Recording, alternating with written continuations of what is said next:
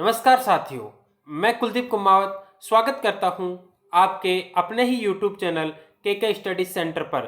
दोस्तों, आज मैं आपके सामने उपस्थित हुआ हूं हिंदी नाटक यूजीसी नेट पाठ्यक्रम में जो सम्मिलित नाटक है उसमें से एक और नाटक आपके सामने लेकर आया हूं। दोस्तों, इससे पहले मैंने 4-5 नाटक के वीडियो अपलोड कर दिए थे।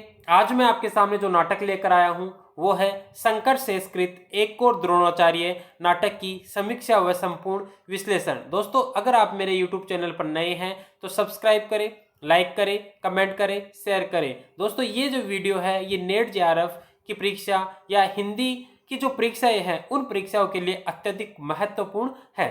देखते हैं शंकर शेषकृत एक और द्रोणाचार्य।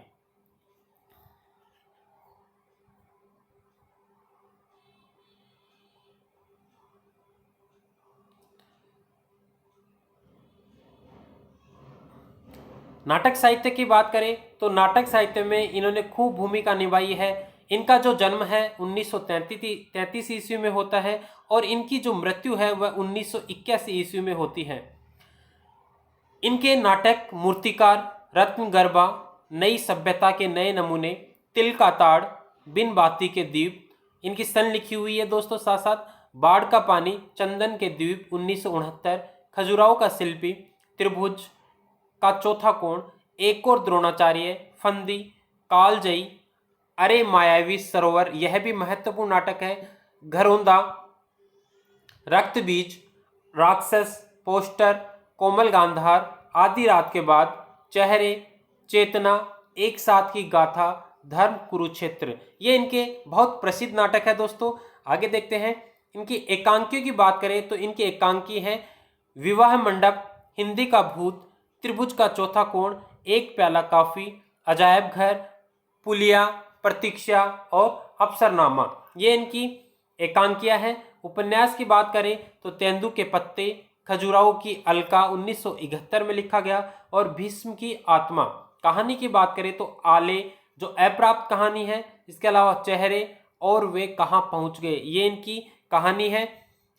आज अपन बात करने जा रहे हैं एक और द्रोणाचार्य जिसका प्रकाशन वर्ष 1971 ईस्वी है और प्रकाशन वर्ष के बाद दोस्तों ये अब तक कई बार एक सही रूप से कई रंगमंच पर कई तरह से ये खेला जा चुका है, एक सफल मंचन हो चुका है।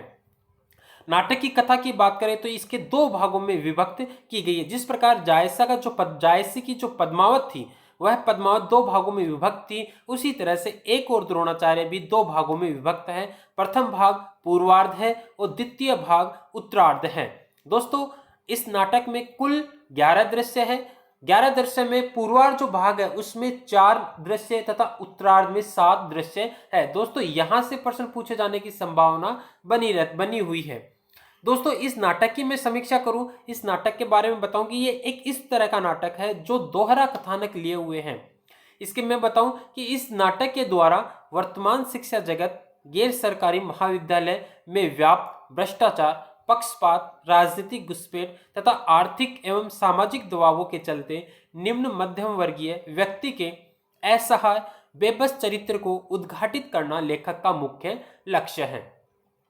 दोस्तों, एक और द्रोणाचार्य नाटक का कथानक पौराणिक कथा तथा आधुनिक कथा दोनों को साथ लेकर आगे बढ़ता है। दोस्तों, इसकी मैं कथा बताऊं, इसकी संक्षिप्त कथा बताऊं मैं आपको कि इसमें दो कथाएं एक साथ चलती है, दो कथानक एक साथ चलता है। एक कथानक है जो आधुनिक है और एक कथानक है जो पौराणिक कथा पर आधारित है। जो पौराणिक कथा पर आधारित है वह द्रोणाचार्य और उनके शिष्य एकलव्य की कथा कही गई है और आधुनिक कथानक है जो प्रोफेसर अरविंद और उनके शिष्य चंदू की कथा कही गई है। जैसा कि दोस्तों, महाभारत में द्रोणाचार्य एक मुख्य पात्र के रूप में कौरवों की तरफ से युद्ध करते हैं। महाभारत का जब 15वें दिन का युद्ध होता है दोस्तों, द्रोणाचार्य एक गरीब परिवार से थे, अत्यंत गरीब थे।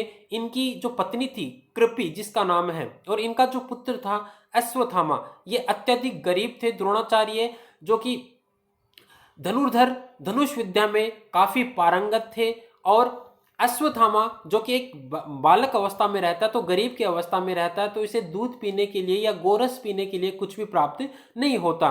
तो द्रोणाचार्य के पास भीष्म आते हैं और भीष्म द्रोणाचार्य को अपना राज गुरु स्वीकार करते हैं और द्रोणाचार्य को दुर्योधन या कहे अर्जुन, ऐसे जो व्यक्ति हैं, ऐसे व्यक्ति इनसे शिक्षा ग्रहण करते हैं। और द्रोणाचार्य का यह लक्ष्य हो जाता है कि मैं उस परिवार की या भीष्म के जो परिवार है उस परिवार के हित के लिए ही सदैव कार्य करूं। इस कारण से वह जब एकलव्य इनकी मूर्ति के सामने रहकर जब धनुष की शिक्षा ग्रहण करता है तो वह अर्जुन से भी बड़ा धनुर्धारी बनता है। और जब द्रोणाचार्य को लगता है कि यह दलित जब बड़ा हो जाएगा तो यह अर्जुन से भी बड़ा धनुर्धारी बनेगा, जबकि द्रोणाचार्य वचन देते हैं अर्जुन को कि इसे मैं विश्व का सबसे बड़ा धनुर्धर बना के रहूंगा। तो जब एकलव्य की इस स्थिति को देखते हैं तो द्रोणाचार्य जल्दी ही भाप लेते हैं और एकलव्य को दीक्षा के रूप में उसका अंगूठा मांग लेते हैं।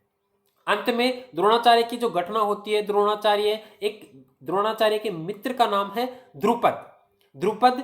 द्रोणाचार्य द्रुपद के यहाँ जाते हैं और उनके किसी बात को लेकर विवाद हो जाता है। द्रोणाचार्य वापस आते हैं और जब वापस आते हैं तो ये सारी वृत्तांत कृपि को बताते हैं।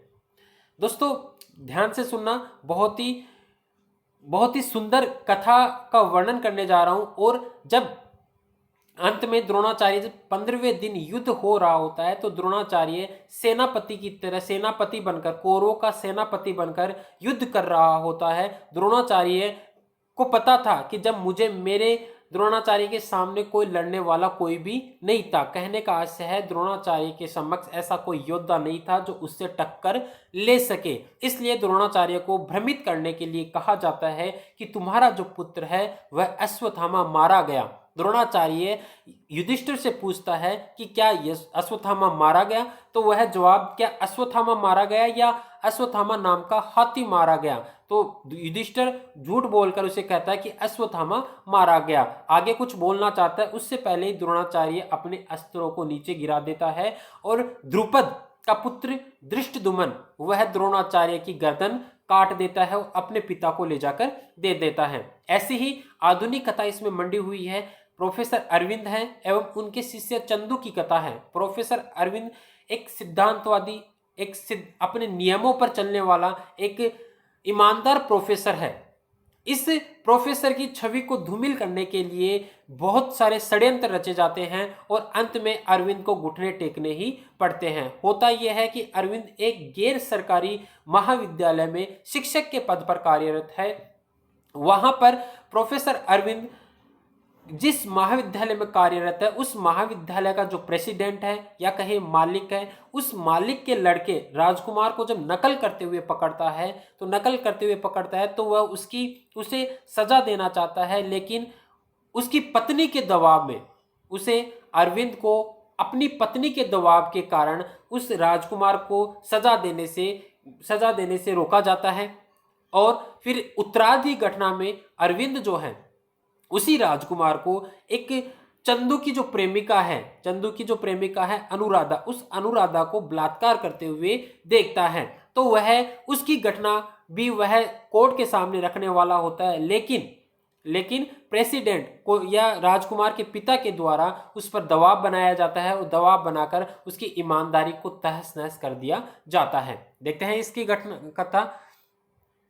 इस नाटक में वर्तमान शिक्षक प्रोफेसर अरविंद की तुलना उस द्रोणाचार्य से की जाती है जिसने एक शिक्षक को अन्याय सहने की परंपरा दे डाली, जिसे इतिहास हमेशा कोसता रहेगा। ऐसे ही द्रोणाचार्य ने भी एकलव्य के साथ गलत किया, ऐसे ही प्रोफेसर अरविंद ने भी अपने शिष्य चंदू के साथ गलत कार्य किया। यही कथा ये दोनों कथा एक साथ इसमें चलती रहती है। अरविंद एक गैर सरकारी महाविद्यालय में शिक्षक है जिसकी आदर्शात्मक सोच सिद्धांत तब धरी की धरी रह जाती है जब वह महाविद्यालय के प्रेसिडेंट के लड़के को नकल करते हुए तथा दूसरी बार बलात्कार करते हुए पकड़ता है। लेकिन प्रोफेसर अरविंद पर इस तरह दबाव बनाया जाता है कि वह मात्र कठपुतली मात्र बनकर रह जाता है। प्रोफेसर अरविंद की तरह ही विमलेंदु ऐसा ही पात्र है जिसने शिक्षक के रूप में सत्ता व व्यवस्था के विरोध में अपनी जान गंवाई। दोस्तों विमलेंदु भी एक सिद्धांतवादी शिक्षक था। विरोध करने पर उसको मार दिया जाता है, उसका मर्डर कर दिया जाता है। और विमलेंदु की जो छाया है वह बार बार प्रोफेसर अरविंद के सामने आकर नाटकीय ढंग से लेखक स्वयं कई बातें उसके सामने रखता है। वह विमलेंदु प्रोफेसर अरविंद को छात्र छाया बनकर झकझोरता है कि तुम विरोध न करके समझौता करना चाहिए, कि अगर सामने वाला व्यक्ति तुमसे ज्यादा तेज है या तुमसे ज्यादा पैसे वाला है तो उसके सामने तुम्हें क्या करना चाहिए, समझौता ही करना चाहिए, उसका विरोध नहीं करना चाहिए। वह कहता है यदि समाज तुम्हें भौंकने वाला कुत्ता बनाना चाहता है तो तुम बनो, क्योंकि व्यवस्था के विपरीत चलोगे तो तुम भी मेरी तरह मार दिए जाओगे, जैसा विमलेंदु को मार दिया जाता है, क्योंकि वह भी व्यवस्था के विपरीत चलता है। नाटक में प्रोफेसर अरविंद स्वयं ही उलझ कर रह जाता है। ठीक वैसे ही जब युद्ध भूमि में द्रोण ने युधिष्ठिर से पूछा था कि कौन मारा गया, अश्वत्थामा नाम का हाथी या पुत्र, तो युधिष्ठिर जवाब देता है कि अश्वत्थामा मारा गया। इतने में ही द्रोणाचार्य अपने हथियार नीचे गिरा देता है और द्रोणाचार्य को धृष्टद्युम्न द्वारा मार दिया जाता है। पात्र योजना की बात करें तो महाभारत कालीन पात्र द्रोणाचार्य है, आचार्य है, शिक्षक है, अर्जुन का गुरु है, इसकी पत्नी है कृपि, द्रोणाचार्य की पत्नी, अश्वत्थामा द्रोणाचार्य और कृपि का पुत्र, इसके अलावा भीष्म है, अर्जुन है, एकलव्य है, युधिष्ठिर है और सैनिक है। ये महाभारत कालीन जो कहानी चल रही है उसके पात्र हैं। इसके अलावा जो आधुनिक कहानी चल रही है उसके पात्रों की बात करें तो प्रोफेसर अरविंद जो गैर सरकारी महाविद्यालय में प्रोफेसर है, अर्थशास्त्र विषय का, दोस्तों ये भी ध्यान देने योग्य है, मुख्य पात्र है या कहें नायक के रूप में चित्रित किया गया है। उत्तरार्ध कथा में प्राचार्य, जो बाद की जो घटना है उस घटना में इसका प्रमोशन कर दिया जाता है, इस एवज में कर दिया जाता है क्योंकि वह प्रेसिडेंट की बात को स्वीकार कर लेता है। अपनी स्वाभिमान को ठेस पहुंचाकर वह क्या करता है, अपनी ईमानदारी से बेईमानी पर आ जाता है। सिद्धांतवादी तथा न्याय का पक्षधर है। पत्नी, मित्र, प्रेसिडेंट आदि के दबाव में आकर अपने सिद्धांतों को बदलकर गलत कार्यों को साथ देना, अपने जो नियम सिद्धांत है उनको तिलांजलि देता है। लीला, प्रोफेसर अरविंद की पत्नी, पति को वर्तमान जीवन व मध्यम वर्गीय परिवार की स्थिति से अवगत करवाना। लीला कहती है कि उसे कि हम समाज में टक्कर नहीं ले सकते, हम मध्यम वर्ग के हैं, हमें दूसरों को, हम उच्च वर्ग के जो लोग हैं उनके सामने झुकना ही पड़ेगा। ऐसी परिस्थितियों से वह अवगत करवाती रहती है। चंदू, प्रोफेसर अरविंद का छात्र तथा छात्र वर्ग का प्रतिनिधि करता है, प्रिय छात्र है चंदू, और चंदू नकल न करने पर भी नकल करने का झूठा आरोप लगाया जाता है। चंदू पर एक बार झूठा आरोप लगाया जाता है। प्रोफेसर अरविंद से न्याय की आशा करता है। चंदू प्रोफेसर के पास जाता है, अरविंद के पास जाता है और न्याय की गुहार करता है, लेकिन पत्नी के द्वारा दबाव बना दिए जाने के कारण वह चंदू की मदद नहीं कर पाता और वह झूठ बोलता है। साथ ही साथ यह अनुराधा का प्रेमी भी है। अनुराधा चंदू की प्रेमिका है। प्रेसिडेंट के पुत्र राजकुमार द्वारा बलात्कार का शिकार है। न्याय के लिए अरविंद से विनती करती है और अंत में जब अरविंद न्याय करने के लिए या सच बोलने के लिए, उसकी गवाही देने के लिए मना कर देता है तो अनुराधा आत्महत्या कर लेती है। प्रेसिडेंट कॉलेज का मालिक है और राजकुमार का पिता है, बेईमान है, धोखेबाज है तथा गुंडागर्दी करना व अरविंद को ब्लैकमेल करना। इसके अलावा विमलेंदु मृत शिक्षक जो दूषित चक्कर का शिकार होने पर मार दिया जाता है। यह ऐसी घटना होती है इसके साथ भी जैसी प्रोफेसर के साथ होती है और यह विरोध करता है और इसे मार दिया जाता है। यही विमलेंदु एक छाया के रूप में उसके सामने बार बार आता है और उसे अवगत कराता है विभिन्न परिस्थितियों से। अरविंद के समक्ष उपस्थित होकर नाटककार के चिंतन को नाटकीय ढंग से प्रस्तुत करने वाला पात्र यदु, अरविंद का मित्र जो उसे समझाता है कि तुझे विरोध नहीं करना चाहिए। प्रिंसिपल, अरविंद के कॉलेज का प्रिंसिपल, और सुदीप है अरविंद और लीला का पुत्र। नाटक में प्रोफेसर अरविंद ईमानदार और स्वाभिमानी व्यक्ति है, लेकिन वह तब अपनी ईमानदारी से परे हो जाता है या ईमानदारी छोड़ देता है जब प्रेसिडेंट के लड़कियों को नकल करते तथा बलात्कार करने के आरोप में अरविंद द्वारा पकड़ा जाता है और प्रेसिडेंट द्वारा उसे मारने की धमकी दी जाती है। इससे वह तनावग्रस्त हो जाता है। उत्तरार्ध भाग में जब प्रेसिडेंट पहाड़ पर क्लिफ से नीचे गिरकर मर जाता है, उसका पैर फिसलकर प्रेसिडेंट मर जाता है उस वक्त उसके साथ मात्र अरविंद था और अरविंद पर उसे मारने का आरोप लग जाता है और अरविंद मौत के आरोप में फंसाया जाता है। इस घटना को चंदू अपनी आंखों से देखता है, वही एकमात्र इस घटना का गवाह है जो ना तो पूरी तरीके से स्पष्ट गवाही देता है ना ही वह झूठ बोलता है। जैसा द्रोणाचार्य के साथ युधिष्ठिर करता है वैसा ही प्रोफेसर अरविंद के साथ चंदू करता है। गवाही में चंदू ना सच कहता है ना झूठ बोलता है, उसने सिर्फ यही कहता है कि हो सकता है कि मतलब जब उसे पूछा जाता है, क्या पूछा जाता है, क्या कि प्रेसिडेंट का कत्ल या प्रेसिडेंट को धक्का देकर प्रोफेसर अरविंद के द्वारा मारा गया, तो वह सिर्फ इतना ही कहता है कि हो सकता है। ना तो वह पूरी तरीके से झूठ बोलता है ना ही पूरी तरीके से वह सच बोलता है। इसी तरह विमलेंदु महाभारत के युद्ध के 15वें दिन की कथा और द्रोणाचार्य को मारे जाने की कथा बताता है। द्रोणाचार्य को यह सुनाई देता है कि अश्वत्थामा मारा गया, तब वह विचलित होकर सैनिक से पूछता है कि अश्वत्थामा नाम का हाथी मारा गया था या मेरा पुत्र। तभी युधिष्ठिर से द्रोण हकीकत जानना चाहते हैं। वह कहता है कि अश्वत्थामा मारा गया, वह नर था, इसके आगे कुछ बताता है या कुंजर या हाथी। इससे पहले द्रोण टूट जाता है और युद्ध नहीं करता। तभी धृष्टद्युम्न द्वारा मार दिया जाता है, उसकी गर्दन काट दी जाती है और धृष्टद्युम्न अपने पिता द्रुपद को उसका शव या उसकी जो चेहरा है वह उसको ले जाकर गर्दन उसको ले जाकर दे देता है। इसी तरह विमलेंदु के इस कथन से नाटक का अंत होता है। कथन क्या है? तू द्रोणाचार्य है। विमलेंदु कहता है, उसे झकझोर देता है विमलेंदु कि तू द्रोणाचार्य है। द्रोणाचार्य ने भी एकलव्य के साथ ऐसा ही किया था और ऐसा ही कौन कर रहा है? ऐसा ही किसके साथ हुआ है?